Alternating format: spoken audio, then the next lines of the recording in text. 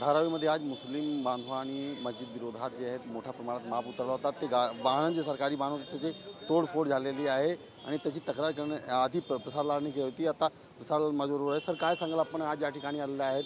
सकाळी माप मोठा आला होता आणि वाहनांची तोडफोड झाली देखील, उपद्रव झाला होता, काय सांगाल? ज्या पद्धतीमध्ये अनधिकृत बांधकामाला पाडायसाठी थांबवण्यासाठी काल व्हॉट्सअपवरती जिहादी पद्धतीने पत्र फिरवलं गेलं, मॉब जमा केला गेला, हिंदूंच्या विरोधात भावना जागा करण्याचा प्रयत्न केला गेला, त्याचा मी प्रथमतः निषेध करतो।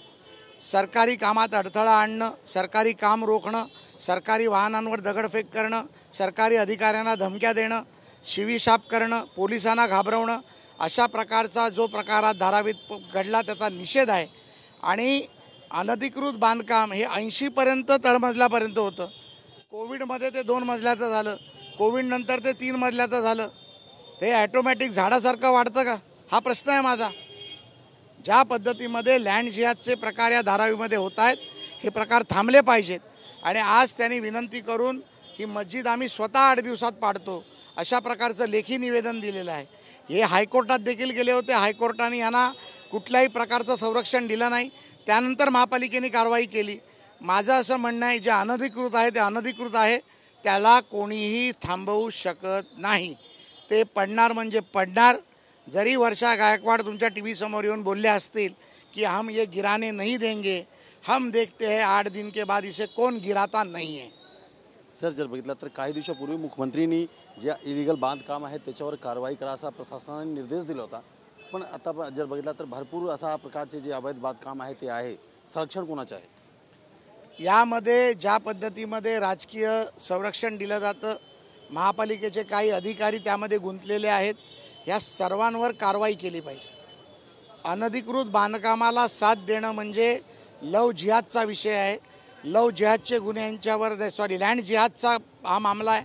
लँड जिहादचे गुन्हे यांच्यावर दाखल झाले पाहिजेत आणि यांच्यावर कडक कारवाई केली गेली पाहिजे। सर, आपण पोलीस स्टेशनला आहात, आतापर्यंत गुन्हा दाखल झालेला आहे का? किती लोकांना अटक करण्यात आली, काय सांगाल नेमका? यामध्ये ज्यांनी गाडीवर दगडफेक केली तो आयडेंटिफाईड झाला आहे, त्याला अटक केली जाईल।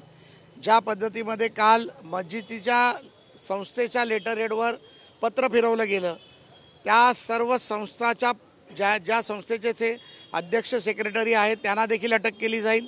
150 लोक आयडेंटिफाईड झाली आहेत मॉबमधली, त्यांना अटक केली जाईल आणि किमान 1000 लोकांवरती गुन्हा दाखल केला जाईल। सर, जर बघितलं तर गुन्हा जोपर्यंत दाखल होत नाही तोपर्यंत आपण इथेच राहणार आहे। मी FIRची कॉपी त्या आतमध्ये लिहित आहेत, ती वाचल्याशिवाय इकडनं जाणार नाही। तर हे होते प्रसाद लाल त्यांच्या म्हणण्याप्रमाणे की जोपर्यंत FIRची कॉपी मला भेटत नाही तोपर्यंत मी इथे जाणार नाही। तर चॅनल आनंद पांडे, TV9 मुंबई।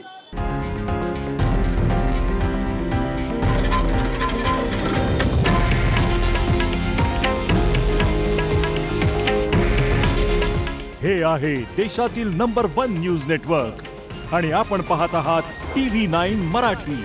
काळजी तुमची, हित महाराष्ट्राचं।